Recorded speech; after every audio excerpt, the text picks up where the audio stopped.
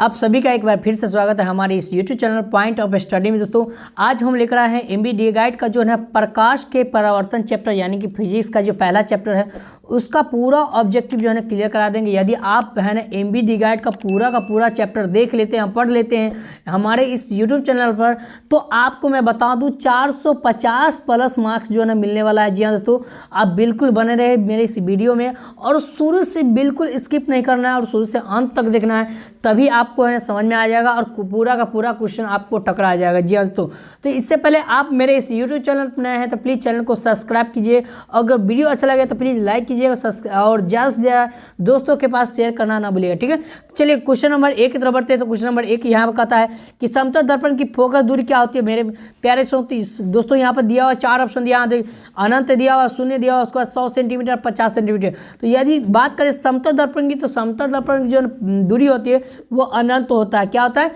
अनंत होता है। तो ऑप्शन नंबर क्या होगा? Is the correct answer, A हो जाएगा सही आंसर।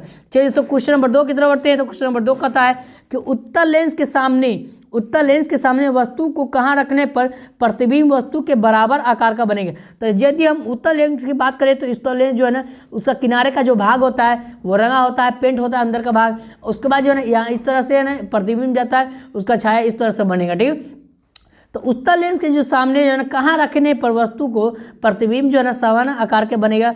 तो फोकस दूरी पर कहाँ रखने पर 2f यहाँ पर हो जाएगा। क्या होगा? 2f हो जाएगा। Option number is the correct answer, A हो जाएगा सही आंसर। चलिए तो क्वेश्चन नंबर 3 के तरफ बढ़ते हैं। तो क्वेश्चन नंबर 3 काफी लाजवाब क्वेश्चन यहाँ देखिए आ चुका है। यहाँ देखिए शानदार प्रश्न है, लेंस की शक्ति का इकाई क्या होता है। तो भाई मेरे प्यारे, लेंस की जो शक्ति का इकाई होता है वो एक डायोप्टर होता है। याद रखिए मेरे प्यारे साथियों, वो डायोप्टर होता है। हम लोग का है ना सिर्फ है ना आंसर की बात करेंगे क्योंकि है ना समय कम है और क्वेश्चन भी ज़्यादा है। ठीक है, अगला क्वेश्चन यहाँ देखिए, किस लेंस को अभिसारी लेंस भी कहते हैं। तो किस लेंस को, याद रखिए आपको मैं पहले भी बता चुका हूँ, अपसारी लेंस की बात हो रही है और अभिसारी, अपसारी और अभिसारी में दोनों में फर्क है।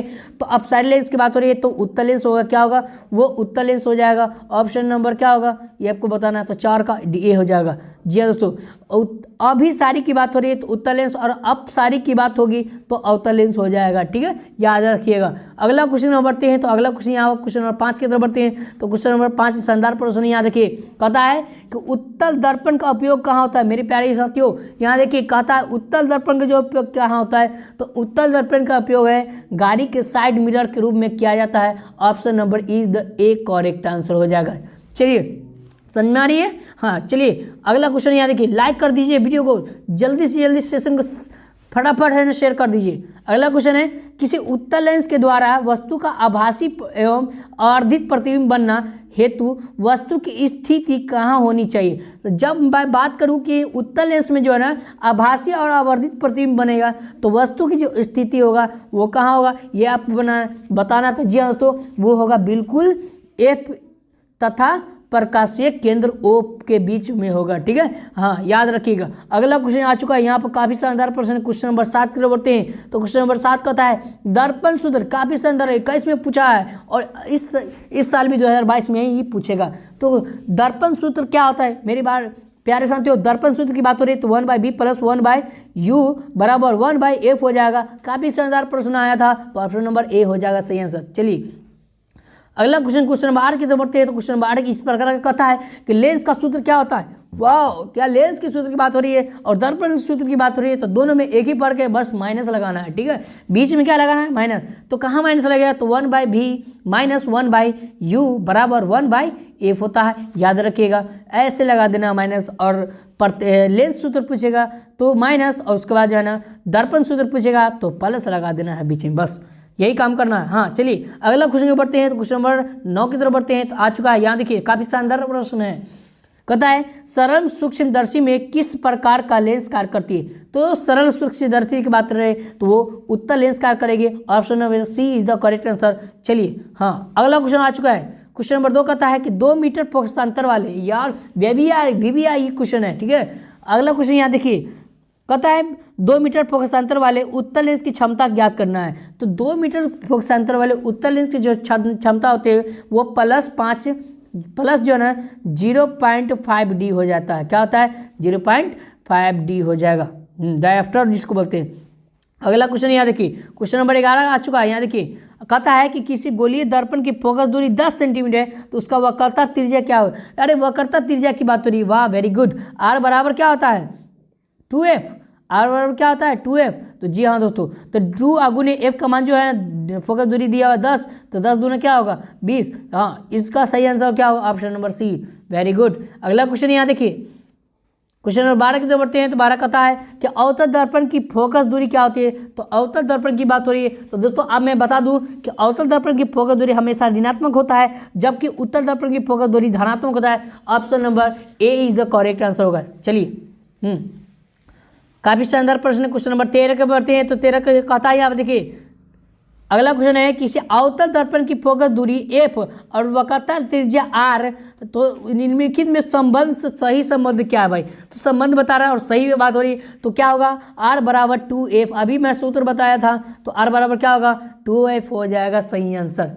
चलिए हाँ, अगला क्वेश्चन नंबर 14 के बढ़ते हैं। तो कहता है यहाँ पर कि काफ़ी शानदार प्रश्न है, अवतल दर्पण के सामने वस्तु को कहाँ रखा जाए ताकि प्रतिबिंब जो है ना उल्टा, वास्तविक और समान आकार के बनेगा। तो उल्टा और वास्तविक और समान आकार के किस में बनता है, तो याद रखिएगा अवतल दर्पण। और अवतल दर्पण में जो है ना उल्टा और वास्तविक और समान आकार का वक्रता केंद्र पर बनता है। वक्रता किस पर बनता है, वक्रता केंद्र पर बनता है। मेरे याद रखिए मेरे प्यारे साथियों, वक्रता केंद्र रहेगा इसका सही आंसर। चलिए क्वेश्चन नंबर 15 की तरफ बढ़ते हैं। काफी शानदार प्रश्न है, उत्तल दर्पण में प्रतिबिंब कहाँ बनता है। तो उत्तल दर्पण की बात हो रही है, तो उत्तल दर्पण प्रतिबिंब बनता है वो आभासी प्रतिबिंब बनता है। कैसा प्रतिबिंब बनता है, वो आभासी प्रतिबिंब बनता है, याद रखिएगा। ठीक है, अगला क्वेश्चन यहाँ देखिए, क्वेश्चन नंबर 16 की तरफ बढ़ते हैं। तो क्वेश्चन नंबर 16 काफी शानदार प्रश्न आ चुका है। कहता है प्रकाश माध्यम में कितने प्रकार होते हैं। तो प्रकाशीय माध्यम बोले या प्रकाश का परिवर्तन बोले या प्रकाश का अपवर्तन बोले, सब में 2 माध्यम होता है, याद रखिएगा 2 ही प्रकार होता है। Option number B is the correct answer. चलिए काफी शानदार प्रश्न आ चुका है। कहता है अवतल दर्पण में प्रतिबिंब किस प्रकार की बनती है। तो बात हो रही है अवतल दर्पण की, तो अवतल दर्पण में प्रतिबिंब वो वास्तविक और काल्पनिक बनता है, याद रखिएगा। और याद रखिए उत्तल दर्पण में सिर्फ जो है ना काल्पनिक प्रतिबिंब बनता है, याद रखिए। उत्तल दर्पण में सिर्फ काल्पनिक प्रतिबिंब बनता है, जबकि अवतल दर्पण में वास्तविक और काल्पनिक दोनों प्रतिबिंब बनता है। Option number C is the correct answer. अगला क्वेश्चन यहाँ देखिए, काफी शानदार प्रश्न है। कहता है कि एक अवतल दर्पण की वक्रता त्रिज्या 40 सेंटीमीटर है, तो उसकी फोकस दूरी क्या होगी। वाह वेरी गुड क्वेश्चन है, वाह मैं बहुत अच्छा है। यहाँ पर वक्रता त्रिज्या यानी कि आर का मान दे चुका है कितना, 40 सेंटीमीटर है। तो यहाँ फोकस दूरी है, तो फोकस दूरी का फॉर्मूला क्या होता है, एफ बराबर r/2। Very good. आर का मान कितना है भाई, 40 है, तो 40 से बट्टा में 2 काट के लगाएंगे तो 20 आ जाएगा। Option number is the D सही आंसर। चलिए अगला क्वेश्चन यहाँ देखिए, काफ़ी ना शानदार प्रश्न। क्वेश्चन नंबर 19 की तरफ बढ़ते हैं। तो हम लोग है ना आपसे है ना वादा किए हुए हैं कि आपको सारा का सारा ऑब्जेक्टिव प्लस सब्जेक्टिव करा देंगे, और यही एग्जाम में आने वाला है। एक एक सवाल को देख लीजिए, बिल्कुल छोड़ना नहीं है, स्किप नहीं करना है। अगला क्वेश्चन है, अवतल दर्पण के सामने वस्तु को कहाँ रखा जाए कि प्रतिबिंब समान साइज का बनेगा। तो अवतल दर्पण के सामने की बात हो रही है, वस्तु को कहाँ पर रखेंगे, जो तो वक्रता केंद्र पर रखेंगे। Option number B is the correct answer, याद रखिए मेरे प्यारे। अगला क्वेश्चन यहाँ देखिए मेरे प्यारे, अगला क्वेश्चन कहता है कि किसी अवतल दर्पण की वक्रता त्रिज्या दिया हुआ, वाह वेरी गुड, त्रिज्या दिया हुआ, ओहो उसके नव्यांतर का मान क्या होगा। तो यहाँ पर देखिए अवतल दर्पण है, उसकी वक्रता त्रिज्या 30 सेंटीमीटर है, तो उसका नव्यांतर का मान सीधे आप आधा कीजिएगा तो 15 सेंटीमीटर हो जाएगा। कितना होगा, 15 मीटर हो जाएगा, याद रखिएगा सेंटीमीटर। ठीक है, तो option number C is the correct answer. चलिए अगला क्वेश्चन यहाँ देखिए, जब प्रिज्म से किसी प्रकार की किरण का अपवर्तन होता है तो आपतित किरण एवं निर्गत किरण के बीच का जो कोण होता है वो क्या कहलाते हैं। ठीक है, जब है ना बात हो रही है प्रिज्म की, तो प्रिज्म में विचलन ही कोण बनता है, याद रखिएगा। क्रांति कोण नहीं बनेगा, और अपवर्तन कोण भी नहीं होगा, परिवर्तन भी कोण नहीं होगा, और क्रांति कोण भी नहीं होगा। तो ऑप्शन नंबर क्या होगा, ए हो जाएगा सही आंसर। चलिए दोस्तों अगला क्वेश्चन यहाँ देखिए, काफी शानदार प्रश्न आ चुका है। यहाँ पे कहता है क्या कि निम्नलिखित में से जल का अपवर्तनांक कितना होता है। वेरी गुड क्वेश्चन, कितना शानदार क्वेश्चन है। यहाँ देखिए काफ़ी शानदार पूछे हुआ क्वेश्चन है। मैं वही क्वेश्चन बता रहा हूँ जो बार बार रिपीट कर रहा है क्वेश्चन, उसी को आपको याद कर लेना है। तो कहता है इसका जल का अपवर्तनांक हमेशा याद रखिए 1.33 होता है, तो यानी कि 1.33 हो जाएगा सही आंसर। अगला क्वेश्चन यहाँ देखिए, कहता है कि क्रांति कोण के लिए अपवर्तन कोण का मान कितना होता है। तो क्रांति कोण की बात हो रही है और अपवर्तन कोण की बात हो रही है, तो ऑप्शन नंबर क्या होगा, वो 90 डिग्री का समकोण कोण बनता है, 90 डिग्री का कोण बनता है। Option number is the correct answer, C हो जाएगा। चलिए एक बार फिर से शेयर कर दीजिए क्लास को।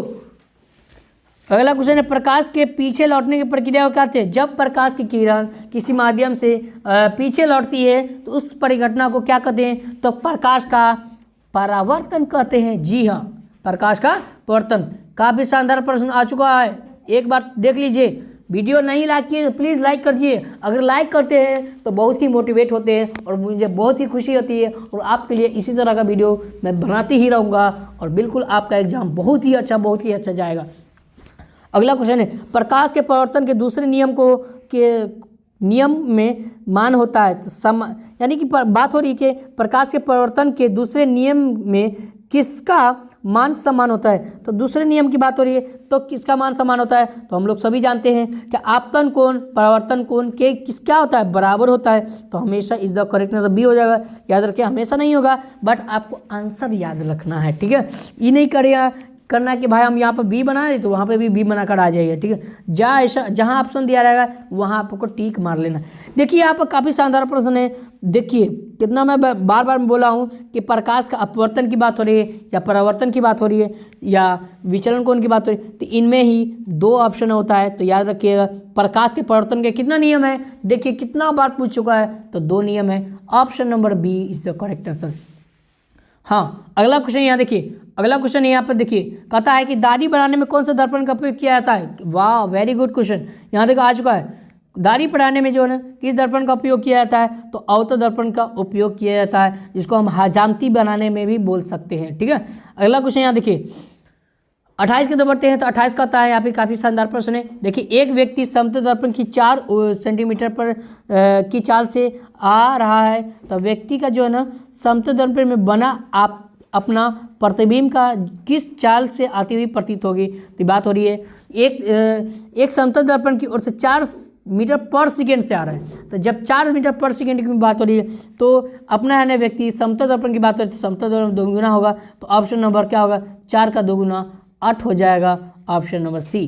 चलिए, काफ़ी शानदार प्रश्न आ चुका है। यहाँ देखिए, कहता है कि यदि किसी समतल दर्पण में 4 डिग्री कोण से घुमा दिया जाए तो परिवर्तित घूम के कितना डिग्री बन जाएगा, तो 8 डिग्री बन जाएगा। इसमें अगर घुमाएंगे तो मान लीजिए यहाँ पर 4 इतना है, तो इसको बाद आधा ये 4 है, तो आधा करेंगे कितना होगा, तो फिर 4 होगा, तो 4 4 कितना होगा, 8 न हो जाएगा। चलिए अगला क्वेश्चन नंबर 30 के बढ़ते हैं। तो 30 कहता है कि समतल दर्पण के द्वारा बने वस्तु के प्रतिबिंब होते हैं। तो जब समतल दर्पण की बात हो रही है, बने वस्तु के प्रतिबिंब हमेशा याद रखिएगा काल्पनिक हो जाएगा। काल्पनिक हुआ समतल दर्पण के द्वारा बने प्रतिबिंब, काल्पनिक को ही ये क्या बोलते हैं, पार्श्व पृष्ठ बोलते हैं, ठीक है, पार्श्व पृष्ठ बोलते हैं। अगला क्वेश्चन यहाँ देखिए, क्वेश्चन नंबर 31 कहता है, काफ़ी शानदार प्रश्न है कि किसी एक व्यक्ति की लंबाई 1.5 मीटर है, तो अपना संपूर्ण प्रतिबिंब देखने के लिए समतल दर्पण की न्यूनतम लंबाई कितनी होगी। तो याद रखिएगा मेरे प्यारे, इसका जो बिल्कुल आधा हो जाएगा। तो क्या करेंगे, इसका संपूर्ण 0.75 हो जाएगा इसका लंबाई, ठीक है। हाँ, अगला क्वेश्चन नंबर 32 के तो बढ़ते हैं। तो क्वेश्चन नंबर 32 कहता है, यहाँ देखिए क्वेश्चन नंबर 32। चलिए, क्वेश्चन नंबर 32 कहता है कि समतल दर्पण एम एन क्या है। तो एम एन एक जो है ना समतल दर्पण है, एम एन क्या है, एक समतल दर्पण है। और ए बी पर एक आपतित किरण, ए बी पर क्या हो रहा है, एक आपतित किरण आ रहा है, ठीक है। तो उसका आ रहा है कि आपतन कोण का मान क्या होगा। तो बात हो रही है यहाँ पर जो है ना कितना डिग्री कोण बनेगा, तो 40 डिग्री का कोण बन रहा है, ठीक है। तो भाई इसका कितना डिग्री होती है, 50 डिग्री का कोण बनाएगा। 40 प्लस 50 मिलाकर कितना डिग्री होगा, 90 डिग्री, यानी कि समकोण। तो बात हो रही है ऑप्शन नंबर बी हो जाएगा सही आंसर। अगला क्वेश्चन ये देखिए, अगला क्वेश्चन कहता है क्वेश्चन नंबर 33। चलिए, हाँ, काफ़ी शानदार प्रश्न ये आ चुका है। देखिए, किसी उत्तल लेंस की फोकस दूरी हमेशा क्या होता है, तो किसी भी उत्तल लेंस की फोकस दूरी हमेशा प्लस माइनस भी होता है। क्या होता है, प्लस माइनस भी होता है, हमेशा कभी प्लस में आ जाता है, कभी माइनस में आ जाता है, ठीक है। हाँ, अगला क्वेश्चन यहाँ देखिए, क्वेश्चन नंबर 34 कहता है किसी गोलीय दर्पण की वक्रता त्रिज्या 50 सेंटीमीटर, तो उसका फोकस दूरी क्या हो रहा है। तो फोकस दूरी की बात हो रही है, तो एफ बराबर क्या होता है, फॉर्मूला r/2 आपको सिखा दिया ना। तो 50/2 काटेंगे कितना होगा, 25। चलिए, वेरी गुड, चलिए सी हो जाएगा इसका आंसर। चलिए अगला क्वेश्चन यहाँ देखिए, अगला क्वेश्चन कहता है निम्नलिखित में से कौन सा पदार्थ लेंस बनाने के लिए प्रयुक्त नहीं किया जाता है। तो वो पदार्थ एक ही होता है जो कि मिट्टी होता है। क्या होता है, मिट्टी और मिट्टी जो है ना लेंस बनाने के लिए प्रयुक्त नहीं किया जाता है। ठीक है। हाँ, अगला क्वेश्चन यहाँ देखिए, क्वेश्चन नंबर 37 कहता है किसी शब्दकोश में पाए गए छोटे अक्षरों को पढ़ते समय जो है ना आप निम्नलिखित में कौन सा लेंस का पसंद करेंगे, समझे, कौन सा लेंस पसंद करेंगे? तो याद रखिएगा वो 5 सेंटीमीटर फोकस दूरी एक उत्तल लेंस पसंद करेंगे, क्योंकि उत्तल लेंस में जो है ना बिल्कुल आपको है ना बड़ा बड़ा दिखेगा प्रतिबिंब। ठीक है। अगला क्वेश्चन है देखिए, क्वेश्चन नंबर 37 चलिए आ चुका है। आत्मदीप्त वस्तुएं, आत्मदीप्त वस्तुओं का कौन कहलाता है? तो जो प्रकाश उत्सर्जित करता है वो आत्मदीप्त वस्तुएं कहलाता है। ऑप्शन नंबर क्या होगा? ए हो जाएगा सही आंसर। अगला क्वेश्चन यहाँ देखिए, क्वेश्चन नंबर 38 के बढ़ते हैं। तो 38 क्वेश्चन कहता है, क्वेश्चन यहाँ देखिए कहता है उत्तल दर्पण द्वारा बना प्रतिबिंब कैसा आता है? तो उत्तल दर्पण में जो बना प्रतिबिंब होता है वो बिल्कुल सीधा और छोटा बनता है। और याद रखिएगा जबकि बात हो रही है उत्तल दर्पण की, तो उत्तल दर्पण का जो ना ऐसे बनाएंगे और यहाँ पर से प्रतिबिंब जाएगा, यहाँ पर से यानी कि वस्तु रखेंगे और यहाँ पर प्रतिबिंब सीधा और बिल्कुल सीधा बनाएगा और लेकिन छोटा बनाएगा। इससे जो है ना वस्तु से प्रतिबिंब छोटा होता है, याद रखिएगा। अगला क्वेश्चन है क्वेश्चन नंबर 39। चलिए क्वेश्चन नंबर 40 कहता है कि यहाँ पे देखिए इसको आप पढ़ लीजिए, एक एक करके पढ़ लीजिए और वीडियो को स्किप करके पढ़ लीजिए, उसके बाद है ना आंसर लगा दीजिए। जी हाँ, इसका आंसर आप लगा दीजिएगा। ठीक है। हाँ, अगला क्वेश्चन यहाँ देखिए, आपके लिए आंसर छोड़ते हैं, इसका मतलब ये है कि आपके पास भी टैलेंट होना चाहिए आंसर देने का, ताकि है ना आप जो है ना एग्जाम में अच्छे से दे पाए। ठीक है। हाँ, अगला क्वेश्चन है किसी गोलीय दर्पण में फोकस दूरी एवं वक्रता त्रिज्या के बीच में संबंध है। ठीक है।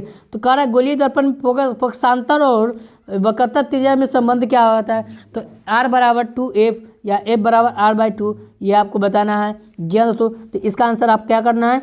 लगा देना है चारों आंसर। और इसका भी आंसर आपको कमेंट बॉक्स में, बिल्कुल ईजी क्वेश्चन है, बिल्कुल हौला क्वेश्चन है, तो आप लगा ही दीजिएगा। ठीक है। अगला क्वेश्चन यहाँ देखिए, कहता है किसी दर्पण से वस्तु का बड़ा प्रतिबिंब बनता है। तो किसी भी दर्पण से वस्तु का बड़ा प्रतिबिंब बनना अवतल दर्पण में और छोटा प्रतिबिंब कैसा किसमें बनता है? उत्तल दर्पण में। जी हाँ दोस्तों। अगला क्वेश्चन यहाँ देखिए, कहता है कि किसी बीम का अवतल दर्पण द्वारा बना प्रतिबिंब आभासी, सीधा तथा बड़े पाया गया है, तो वस्तु की स्थिति कहाँ होनी चाहिए? तो जी हाँ दोस्तों, वस्तु की स्थिति की बात हो रही है और बड़ा और सीधा और क्या होता है? तो बड़ा, सीधा और आभासी प्रतिबिंब किस में बनेगा? तो वो दर्पण के ध्रुव तथा मुख्य फोकस के बीच में बनेगा। क्या होगा? दर्पण के ध्रुव तथा मुख्य फोकस के बीच बनेगा, याद रखिएगा मेरे प्यारों। अगला क्वेश्चन यहाँ देखिए, क्वेश्चन नंबर अगला आ चुका है 43 की तरफ बढ़ते हैं। तो 43 कहता है कि यदि समतल दर्पण को अभिलंब की दिशा में 5 सेंटीमीटर की खिसका दिया जाए तो प्रतिबिंब कैसा बनेगा? कहाँ खिसक जाएगा, यह बात हो रहा है। तो 5 सेंटीमीटर की बात हो रही है, तो वो प्रतिबिंब जो है ना वो कहाँ बनेगा? आप याद रखिएगा, इसका भी ऑप्शन आपको लगा देना है, बिल्कुल घबराने की जरूरत नहीं। देखिए ये क्वेश्चन सब पूछता नहीं है, ठीक है, लेकिन बुक में दिया हुआ है तो आप है ना इसे पढ़ लीजिएगा और इसका आंसर लगा दीजिएगा। ठीक है। हाँ, हम लोग है ना वही क्वेश्चन करेंगे जो काफ़ी शानदार होगा, जो आपके एग्जाम में बहुत बार पूछ चुका है और यही आपके एग्जाम में पूछने वाला है। अगला क्वेश्चन यहाँ देखिए, गोलीय दर्पण की फोकस दूरी उनकी वक्रता त्रिज्या क्या होती है? तो आधी होती है। क्या हो रहा है? आधी हो रही है। तो गोलीय दर्पण की फोकस दूरी और वक्रता त्रिज्या की क्या होती है? आधी होती है। अगला क्वेश्चन यहाँ देखिए, ये कौन सा प्रतिबिंब बन रहा है? ये बिल्कुल अवतल दर्पण के प्रतिबिंब बन रहा है। ठीक है। अवतल दर्पण है कि उत्तल दर्पण है, याद रखिए। तो यहाँ देखिए ये नीचे का भाग रंगा हुआ है तो उत्तल दर्पण है। क्या है? ये उत्तल दर्पण है। जी हाँ। तो कहता है कि दिए गए चित्र में उत्तल दर्पण द्वारा बना प्रतिबिंब कहाँ होगा? ठीक है। तो ये काल्पनिक होगा। यहाँ पे देखिए 4 ऑप्शन दिया हुआ है, इसका आंसर क्या होगा? ऑप्शन नंबर ए हो जाएगा। चलिए, काल्पनिक दर्पण के आगे बनेगा। हाँ, अगला क्वेश्चन याद, काफ़ी शानदार प्रश्न आ चुका है।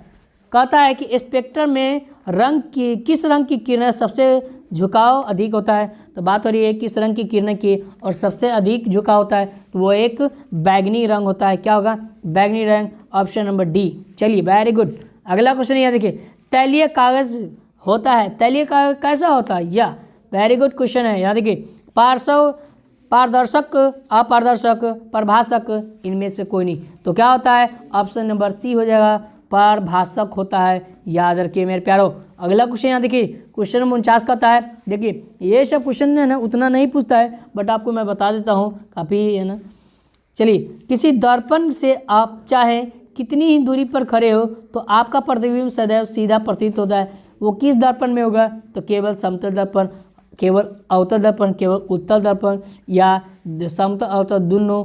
तो इसका आंसर क्या होगा? जी, ये हो जाएगा सही आंसर। क्या होगा? चलिए ऑप्शन नंबर, हाँ जी, डी हो जाएगा, बिल्कुल सही आंसर होगा। क्योंकि है ना, और बात हो रही है अब है ना सीधा बनेगा, तो सीधा किस में प्रतिबिंब बनता है? तो समतल दर्पण में ही बनता है, डी। चलिए अगला क्वेश्चन यहाँ देखिए। अगला क्वेश्चन कहता है कि किस दर्पण में हमेशा वस्तु से छोटा प्रतिबिंब बनता है? तो वस्तु से छोटा प्रतिबिंब अवतल दर्पण में बनता है। किसमें बनता है? अवतल दर्पण में बनता है, या उत्तल दर्पण में बनता है, या समतल दर्पण में बनता है? क्या बनता है ये बताइए? तो वो क्या आता है? उत्तल दर्पण में बनता है। क्या आता है? उत्तल दर्पण में, क्योंकि है ना छोटा की बात हो रही है ना, तो छोटा तो है ना उत्तल दर्पण में बनता है, और बड़ा किस में बनता है? तो अवतल दर्पण में बनता है, जी। अगला क्वेश्चन है, -4D क्षमता वाले अवतल लेंस की फोकस दूरी क्या होगा? -4D क्षमता वाले अवतल लेंस की फोकस दूरी हमेशा कितना होगा? 25 सेंटीमीटर हो जाएगा। क्या होगा? 25 सेंटीमीटर हो जाएगा। अगला क्वेश्चन काफ़ी शानदार प्रश्न आ चुका है। यहाँ देखिए कहता है कि निर्गत किरण एवं अभिलंब के बीच का कोण को क्या कहते हैं? तो अभिलंब के बीच को कहते हैं निर्गत कोण कहते हैं। ठीक है, याद रखिए ऑप्शन नंबर क्या होगा? सी हो जाएगा करेक्ट आंसर। अगला क्वेश्चन यहाँ देखिए आ चुका है, कहता है कि समतल दर्पण के बने वस्तु के प्रतिबिंब कैसा होता है? तो समतल दर्पण के बने वास्तविक प्रतिबिंब जो है वस्तु का जो है प्रतिबिंब काल्पनिक होता है। क्या होता है? वो काल्पनिक होता है। अगला क्वेश्चन आ चुका है, यहाँ देखिए, एक गोलीय दर्पण की फोकस दूरी 20 सेंटीमीटर, प्लस में 20 सेंटीमीटर, याद रखिएगा प्लस में 20 सेंटीमीटर। उसका दर्पण कैसा होगा? तो उसका दर्पण होगा अवतल होगा। क्या होगा? अवतल होगा, क्योंकि ये प्लस में होगा। क्या? उत्तल होगा, सी, जी उत्तल है। ऑप्शन लगा दिए हैं सी में, ए में, लेकिन मिस्टेक से बुला गया है। ठीक है, तो ये ए होगा, क्योंकि ये प्लस में, जब प्लस की बात हो रही है तो अवतल, जबकि उत्तल होगा, और जबकि माइनस की बात हो रही है तो उत्तल अवतल हो जाएगा। ठीक है। क्वेश्चन नंबर 55 की तरफ बढ़ते हैं। तो क्वेश्चन नंबर 55 कहता है कि प्रकाश की चाल विभिन्न माध्यमों में क्या होता है? भिन्न भिन्न होता है। क्या होता है? भिन्न भिन्न होता है। Option number B. चलिए अगला क्वेश्चन है, स्नेल के नियम का गणितीय रूप क्या होता है? तो साइन म्यू बराबर साइन आई बटा साइन आई होता आर होता है। तो म्यू बराबर साइन आई बटा साइन आर कहाँ है? तो ए में है। चलिए इसका आंसर क्या होगा? ये हो जाएगा सही आंसर। चलिए वेरी गुड। अगला क्वेश्चन यहाँ देखिए, कहता है क्वेश्चन, किसी कोलाइडी विलयन में निलंबित कणों से प्रकाश के प्रकीर्णन कहाँ जाते हैं? तो है ना निलंबित बात हो रही है, प्रकाश के प्रकीर्णन की बता, तो किस पर होता है? तो वो टिंडल प्रभाव पर होता है। किस पर होता है? टिंडल प्रभाव। Very good. अगला क्वेश्चन यहाँ देखिए, सभी लोग क्लास के शेयर कर दिए ना? चलिए हाँ, अगला क्वेश्चन है, स्पेक्ट्रम प्राप्त करने के लिए किसका प्रयोग किया जाता है? तो प्रिज्म का प्रयोग किया जाता है। याद रखिए मेरे प्यारो, ऑप्शन नंबर क्या होगा? डी हो जाएगा सही आंसर। अगला क्वेश्चन यहाँ देखिए, माध्य बराबर किसी माध्य के अपूर्णांक का मान क्या होगा? तो माध्य का अपूर्णांक का मान जो होता है मी बराबर साइन आई बटा साइन आर। तो साइन आई बटा साइन आर कहाँ पर है? तो भाई यहाँ पर है ना। हाँ चलिए, तो यहाँ option number A, very good.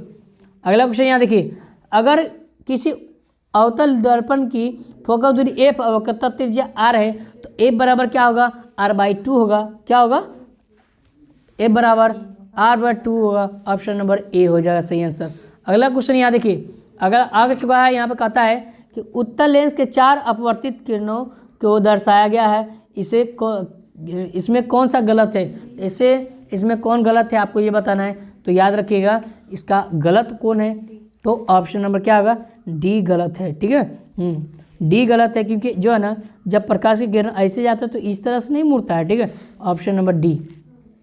अगला क्वेश्चन यहाँ देखिए, काफ़ी शानदार प्रश्न आ चुका है। यहाँ देखिए कहता है कि अवतल लेंस का आवर्धन m बराबर क्या होता है? तो m बराबर जो है ना v/u या u/v या क्या होता है? v × u। तो ऑप्शन नंबर डी हो जाएगा, v/u होता है। याद रखिए मेरे प्यारो, क्योंकि आवर्धन पूछ रहा है और m बराबर आवर्धन होता है। ठीक है। अगला क्वेश्चन यहाँ देखिए, अवतल दर्पण से के बाद किरण किस बिंदु से गुजरेगी? तो अवतल दर्पण से बाद किरण किस दर्पण से गुजरेगी? तो वो किस पर बनेगा? तो एफ पर बनेगा। किस पर बनेगा? वो एफ से गुजरेगी। ठीक है, क्योंकि बात हो रही है अवतल दर्पण के किरण की बात हो रही है। ठीक है। हाँ, अगला क्वेश्चन यहाँ देखिए, अगला क्वेश्चन है, जब प्रकाश की किरण हवा से कांच में प्रवेश करती है तो मुड़ जाती है अभिलंब की ओर, अभिलंब के निकट या अभिलंब से दूर मुड़ जाती है या अभिलंब के समांतर रहती है, तो इनमें से कोई नहीं। तो इसका आंसर क्या होगा? ऑप्शन नंबर बी हो जाएगा सही आंसर, अभिलंब के निकट हो जाती है। ठीक है, हाँ। अगला क्वेश्चन यहाँ देखिए, क्वेश्चन नंबर 65 कहता है प्रकाश का वर्ण विक्षेपण किस उपकरण से संभव है? तो प्रकाश का वर्ण विक्षेपण जो है ना वो किस उपकरण से संभव है? तो वर्ण विक्षेपण की बात हो रही तो वर्ण विक्षेपण प्रिज्म में बनता है, तो ऑप्शन नंबर क्या होगा? सी हो जाएगा सही आंसर। हाँ, अगला क्वेश्चन ये देखिए, क्वेश्चन नंबर 66 को बढ़ते हैं। तो कहता है यहाँ देखिए, अगर आपको नहीं दिख रहा है तो अपना ब्राइटनेस मोबाइल का बढ़ा लीजिए और क्वालिटी को थोड़ा सा नहीं ज़्यादा बढ़ा लीजिए। अगला क्वेश्चन यहाँ देखिए, दृश्य प्रकाश में वर्ण का तरंगदैर्घ्य अधिकतम होता है। तो दृश्य प्रकाश में वर्ण का तरंगदैर्घ्य किस पर अधिकतम होता है? तो लाल पर होता है। क्या होगा? ऑप्शन नंबर क्या होगा? बी हो जाएगा सही आंसर। चलिए, वेरी गुड। अगला क्वेश्चन यहाँ देखिए, साइड मिरर के रूप में प्रयुक्त किया जाता है। तो प्रयुक्त किया है किसमें? अवतल दर्पण, उत्तल दर्पण, उत्तल लेंस, प्रिज्म। तो क्या होगा? उत्तल दर्पण हो जाएगा। वेरी गुड, हाँ वेरी गुड, उत्तल दर्पण हो जाएगा सही आंसर। अगला क्वेश्चन यहाँ देखिए आंसर में, तो आंसर कहता है कि इंद्रधनुष का बना किस परिघटना के आधारित है? तो इस इंद्रधनुष का बनना वो प्रकाश के वर्ण विक्षेपण के कारण, ऑप्शन नंबर सी हो जाएगा सही आंसर। Very good. अगला क्वेश्चन यहाँ देखिए, काफ़ी शानदार प्रश्न आ चुका है। यहाँ पर कहता है कि किसी उत्तल लेंस का फोकसांतर 50 सेंटीमीटर है तो उसकी क्षमता क्या होगी? तो क्या होगा? +2D। क्या? वेरी गुड, +2D हो जाएगा सही आंसर। ठीक है, ऑप्शन नंबर डी हो जाएगा सही आंसर। अगला क्वेश्चन यहाँ देखिए, अगला क्वेश्चन के बढ़ते हैं। तो अगला क्वेश्चन कहता है यहाँ पर 71 के, तो बढ़ते हैं 71 जी हाँ 70 के बढ़ते हैं। 70 कहता है यहाँ देखिए, 70 कहता है कि किसी दर्पण से वस्तु को कहीं भी रखने से वस्तु के बराबर आकार का सीधा प्रतिबिंब बनता है। वह दर्पण कैसा होगा? तो जी हाँ दोस्तों, उत्तल होगा, अवतल होगा, समतल होगा या समतल अथवा उत्तल दोनों होगा। तो जी हाँ दोस्तों, 70 की बात करें तो 70 का सही आंसर क्या होगा? ऑप्शन नंबर सी हो जाएगा, समतल हो जाएगा। हाँ, अगला क्वेश्चन है क्वेश्चन नंबर 71 के बढ़ते हैं। तो कहता है निम्नलिखित में कौन सा दर्पण लेंस के लिए प्रयुक्त नहीं किया गया है? तो लेंस के लिए प्रयुक्त नहीं किया गया है तो वो क्या होगा? तो वो होगा पित्तल। क्या होगा? पित्तल। और उससे पहले क्या बताए थे? तो मिट्टी बताए थे, याद रखिएगा। ऐसा दिया जाएगा तो याद रखिएगा। अगला क्वेश्चन यहाँ देखिए, काफ़ी शानदार प्रश्न है, 21 में पूछा है। ये देखिए बार बार देख रहे हैं ऊपर से नीचे 21 में क्वेश्चन ये पूछा गया। अगला क्वेश्चन, निम्नलिखित में कौन सा प्रकाश के अपवर्तन के नियम के लिए सही है? तो 2 होगा, ऑप्शन नंबर ए हो जाएगा सही आंसर। Very good. अगला क्वेश्चन है, लेंस के मुख्यतः फोकस की संख्या कितनी है? तो लेंस के मुख्य का फोकस की संख्या कितना होता है? तो 2 होता है, याद रखिए। ऑप्शन नंबर बी हो जिसका करेक्ट आंसर। क्वेश्चन नंबर 74 के बढ़ते हैं। तो क्वेश्चन नंबर 74 का था यहाँ देखिए, f सेंटीमीटर फोकस दूरी वाले एक अवतल दर्पण के सामने 2f सेंटीमीटर की दूरी पर एक बीम रखने पर दर्पण जो है ना द्वारा इनका प्रतिबिंब बनेगा। तो कैसा बनेगा? कहाँ पर बनेगा? तो अवतल दर्पण के फोकस पर बनेगा, अवतल दर्पण के वक्रता केंद्र पर, अवतल दर्पण के पीछे या अवतल दर्पण के मुख्य फोकस तथा वक्रता केंद्र के पीछे। तो इसका सही आंसर क्या होगा? बी हो जाएगा सही आंसर। जी हाँ, ऑप्शन नंबर बी हो जाएगा, अवतल दर्पण के वक्रता केंद्र पर बनेगा। चलिए क्वेश्चन नंबर 75 के बढ़ते हैं। तो 75 यहाँ देखिए यहाँ पर है ना ये सब है ना उतना सही क्वेश्चन नहीं पूछता है, लेकिन आपको बता देते हैं, आप देख लीजिए। निर्देशांक चिन्ह परिपाटी के अनुसार अवतल दर्पण उत्तल दर्पण की फोकस दूरिया की क्रमशः होती है। तो क्या होता है? ऋणात्मक और धनात्मक होता है। पहला ऋणात्मक और उसके बाद धनात्मक हो जाएगा। अगला क्वेश्चन यहाँ देखिए, अगला क्वेश्चन इसको पढ़ लीजिए और इसका आंसर लगा दीजिए। तो इसका आंसर क्या होगा? जी हाँ, ए हो जाएगा सही आंसर। चलिए अब आपको इंपोर्टेंट क्वेश्चन बताते हैं, ये काफ़ी इंपोर्टेंट क्वेश्चन है। यहाँ देखिए कहता है कि एक छोटे द्वारक वाले अवतल दर्पण की फोकस दूरी 10 सेंटीमीटर है, इस दर्पण की वक्रता त्रिज्या क्या होगी? तो वेरी गुड, वक्रता त्रिज्या की बात हो रही है, तब फोकस दूरी क्या है? तो 10 सेंटीमीटर। वक्रता त्रिज्या यानी कि आर बराबर क्या होता है? 2f होता है। तो 2 गुने f का मान 10 है, तो 10 दूना 20। वेरी गुड वेरी गुड, हाँ 20 हो जाएगा। अगला क्वेश्चन देखिए 78 में, 78 कहता है कि मोटर गाड़ियों में चालक के सामने लगे दर्पण के अग्रदीप होते हैं। तो मोटर गाड़ी में चालक के सामने लगे दर्पण का अग्रदीप उत्तल दर्पण होता है, याद रखिए option number C. Very good. अगला क्वेश्चन यहाँ देखिए आ चुका है। अगला क्वेश्चन है, उत्तल दर्पण द्वारा बना प्रतिबिंब कैसा होता है? तो उत्तल दर्पण द्वारा बना प्रतिबिंब काल्पनिक तथा बीम के अपेक्षित सीधा होता है। ठीक है, काल्पनिक तथा बीम के अपेक्षित सीधा होता है। ठीक है, अगला क्वेश्चन यहाँ देखिए, क्वेश्चन नंबर 80 की तरफ बढ़ते हैं। तो क्वेश्चन नंबर 80 कहता है जब किसी समतल दर्पण पर अभिसारित प्रकाश की किरण पुंज आपतित होता है तो परावर्तन के बाद बना प्रतिबिंब कैसा होगा? जी हाँ तो समतल दर्पण की बात हो रही है, तो इसका आंसर क्या होगा बता दीजिए, फटाफट लगा दीजिए। तो क्या होगा? बी होगा। हाँ वेरी गुड, बी हो जाएगा सही आंसर। अगला क्वेश्चन है एक उत्तल लेंस होता है, तो एक उत्तल लेंस क्या होता है? तो हमेशा किनारों की अपेक्षा बीच का भाग मोटा होता है, किनारे की अपेक्षा बीच का भाग मोटा होता है, याद रखिएगा। हाँ अगला क्वेश्चन यहाँ देखिए, अगला क्वेश्चन आ चुका है। तो अगला क्वेश्चन कहता है किसी बीम का वास्तविक तथा समान साइज का प्रतिबिंब प्राप्त करने के लिए बीम को उत्तल लेंस के सामने कहाँ रखेंगे? तो बीम को उत्तल लेंस के सामने वो बिल्कुल फोकस दूरी के दुगुनी दूरी पर रखेंगे, ठीक है। अगला क्वेश्चन है टिंडल प्रभाव की कौन सी परिगणना प्रदर्शित करता है? तो टिंडल प्रभाव की बात हो रही है तो ऑप्शन नंबर प्रकाश का प्रकीर्णन हो जाएगा, ठीक है। हाँ प्रकाश का प्रकीर्णन, option number D, very good. देखिए 2 साल पूछ चुका है क्वेश्चन, आप लोग याद रखिएगा। अगला क्वेश्चन यहाँ देखिए, काफ़ी शानदार प्रश्न कहता है कि वायु में प्रकाश की चाल निर्वात की अपेक्षा क्या होती है? तो कम होती है। वायु की बात हो रही है और प्रकाश की चाल कम होता है, तो ऑप्शन नंबर क्या होगा? ए। चलिए अगला क्वेश्चन यहाँ देखिए, क्वेश्चन नंबर 85 कहता है कि निम्नलिखित में किस लेंस की फोकस दूरी धनात्मक होती है? तो वह उत्तल लेंस होगा। आपको बार बार मैं बता चुका हूँ कि उत्तल लेंस की फोकस दूरी हमेशा धनात्मक होता है, जबकि अवतल लेंस की बात करें तो ऋणात्मक होता है, याद रखिए।